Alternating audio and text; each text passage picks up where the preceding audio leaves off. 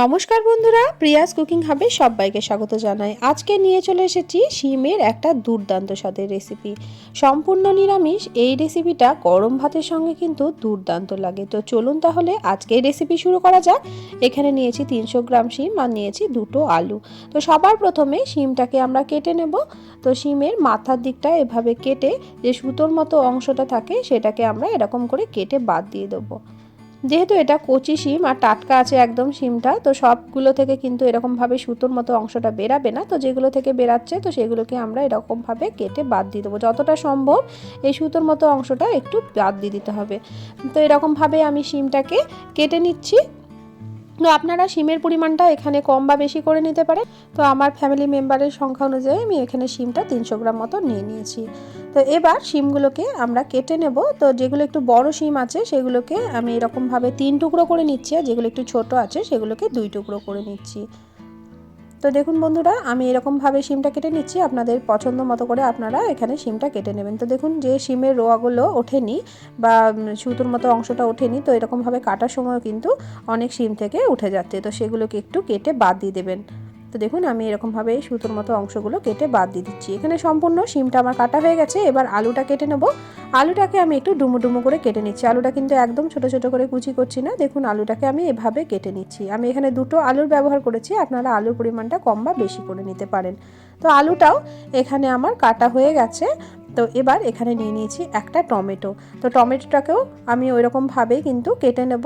টমেটোটাকেও একটু লম্বা লম্বা করে দেখুন কেটে নিচ্ছি। আর এখানে নিয়ে নিয়েছি বেশ কয়েকটা চেরা কাঁচা লঙ্কা। সব সবজিগুলো ভালো করে ধুয়ে তারপরে ফেরত আসছি। আর এখানে একটা মশলা বানিয়ে নেবো। তো তার জন্য দেখুন ছোটো চামচের 1 চামচ নিয়ে নিয়েছি কালো সর্ষে, 1 চামচ সাদা সর্ষে বা হলুদ সর্ষে, আর নিয়ে নিয়েছি 1 চামচ গোটা জিরে আর 1 চামচ পোস্ত। এরপর এর মধ্যে খুব সামান্য একটু লবণ দিয়ে দিচ্ছি। এরপর এর মধ্যে দিয়ে দিচ্ছি ঝাল অনুপাতে কাঁচা লঙ্কা। এই রান্নাটা কিন্তু একটু ঝালঝাল ভালো লাগে, তো আমি এখানে 4টে কাঁচা লঙ্কা দিয়ে দিলাম। তো এবার এটাকে আমি শিলে বেটে নেবো। আপনারা চাইলে কিন্তু এটা মিক্সিতেও বেটে নিতে পারেন। তো খুব সামান্য একটু জল দিয়ে দিলাম, আর এর মধ্যে দিয়ে দেবো বেশ কিছুটা ধনেপাতা। এভাবে একটু সর্ষের সঙ্গে ধনেপাতা দিয়ে বেটে নেবেন। তো দেখবেন এই রেসিপিটা খেতে কিন্তু দুর্দান্ত লাগে। একদম মিহি করে এই মশলাটা বেটে নেব। আজকের রেসিপিটা কে কোথা থেকে দেখছেন অবশ্যই আমাকে কমেন্ট করে জানাবেন। আপনাদের কমেন্টগুলো পড়তে আমার কিন্তু ভীষণ ভালো লাগে বন্ধুরা। আমার চ্যানেল সাবস্ক্রাইব করা না থাকলে চ্যানেলটিকে সাবস্ক্রাইব করে পাশে থাকার অনুরোধ রইল। তো বন্ধুরা দেখুন এখানে মশলাটা আমাদের একদম মিহি করে বাটা হয়ে গেছে। এবার মশলাটা আমরা তুলে নিলাম, আর এইদিকে সবজিগুলোকেও ভালো করে ধুয়ে একটা প্লেটের মধ্যে নিয়ে নিয়েছি। এরপর এই সবজিগুলোর মধ্যে দিয়ে দেবো বেটে রাখা মশলাটা।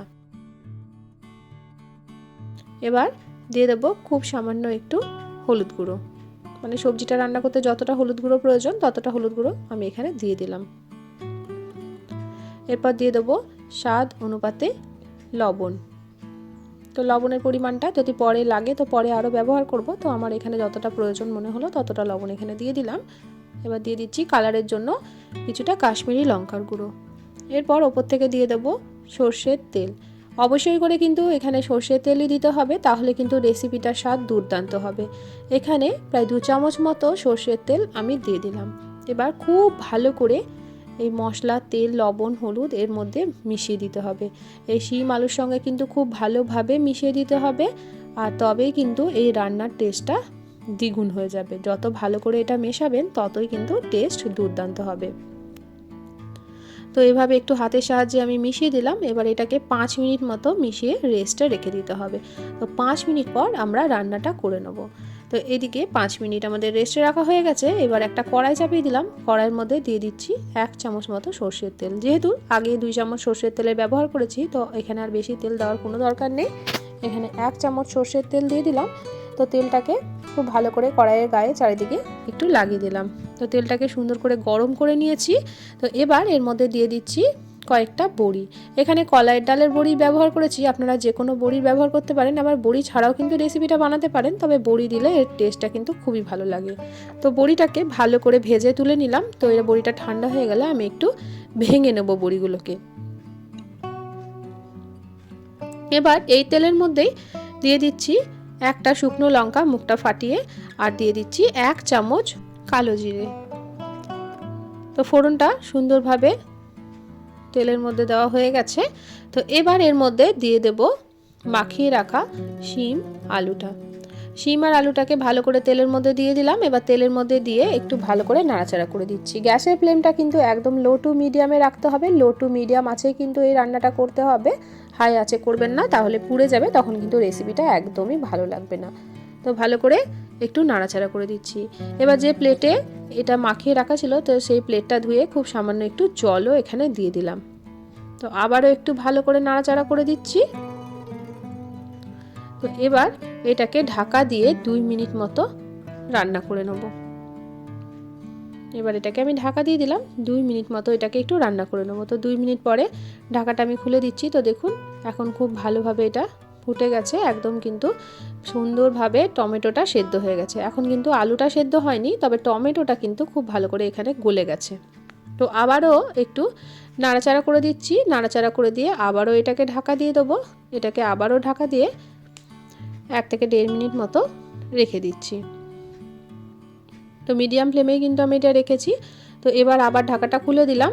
তো এখন একবার দেখে নেবো আলুটা সেদ্ধ হয়েছে কিনা। তো এখন আবারও একবার ভালো করে নাড়াচাড়া করে দিচ্ছি। আর এখন দেখুন আলুটা কিন্তু সুন্দরভাবে সেদ্ধ হয়ে গেছে।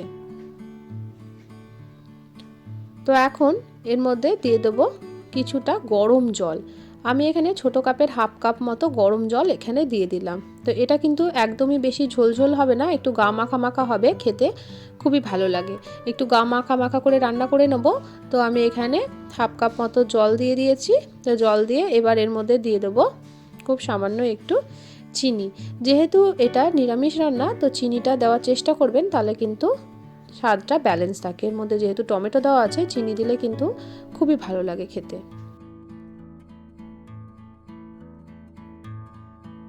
তো এটাকে ভালো করে আমি ফুটিয়ে নিয়েছি। তো এবার দিয়ে দিচ্ছি ভেজে রাখা বড়ি। তো বড়িগুলো আমি এখানে ভালো করে ভেঙে নিয়েছি, ভেঙে নিয়ে এখানে দিয়ে দিলাম। তো বড়িটা দিয়েও আবারও ভালো করে একটু নাড়াচাড়া করে নিচ্ছি। এবার ওপর থেকে দিয়ে দিচ্ছি বেশ কিছুটা কোচানো ধনেপাতা। ধনেপাতাটা অবশ্যই করে দেওয়ার চেষ্টা করবেন, তাহলে কিন্তু এর স্বাদটা দুর্দান্ত আসে। ধনেপাতাটা দিয়েও খুব ভালো করে এটাকে মিশিয়ে নিলাম। এবার ওপর থেকে দিয়ে দিলাম 1 চামচ সর্ষের তেল। সর্ষের তেলটা সব শেষে একটু ব্যবহার করলে এর একটা ঝাঁঝালো গন্ধ হয়, তাহলে কিন্তু দুর্দান্ত লাগে। এবার এটাকে ভালো করে মিশিয়ে দিলাম। ওপর থেকে 3-4টে কাঁচা লঙ্কা, চেরা কাঁচা লঙ্কা দিয়ে দিলাম। এবার গ্যাসের ফ্লেমটা বন্ধ করে 5 মিনিট মতো স্ট্যান্ডিং টাইমে রেখে আমি এটাকে একটা প্লেটের মধ্যে সার্ভ করে নেব। তো দেখুন বন্ধুরা কতটা লোভনীয় দেখতে হয়েছে, আর খেতেও কিন্তু হয়েছিল দুর্দান্ত। আজকের রেসিপি কেমন লাগলো অবশ্যই আমাকে কমেন্ট করে জানাবেন। আমার রেসিপি যদি ভালো লেগে থাকে প্রিয়জনদের সঙ্গে শেয়ার করতে কিন্তু ভুলবেন না। চ্যানেলে নতুন বন্ধু হয়ে থাকলে চ্যানেলটিকে সাবস্ক্রাইব করে পাশে থাকার অনুরোধ রইল। পাশে থাকা বেল বাটনটিকে প্রেস করে অল নোটিফিকেশানটা অন করে রাখবেন, যাতে নিত্য নতুন কোনো রেসিপি দিলে সবার আগে আপনাদের কাছে নোটিফিকেশান পৌঁছে যায়। আজকের মতো আসি বন্ধুরা, দেখা হবে অন্য দিন অন্য একটা রেসিপির সাথে। সবাই ভালো থাকবেন, সুস্থ থাকবেন, সাবধানে থাকবেন। ভিডিওটি এতক্ষণ পর্যন্ত ধৈর্য সহকারে দেখার জন্য সকলকে অসংখ্য ধন্যবাদ।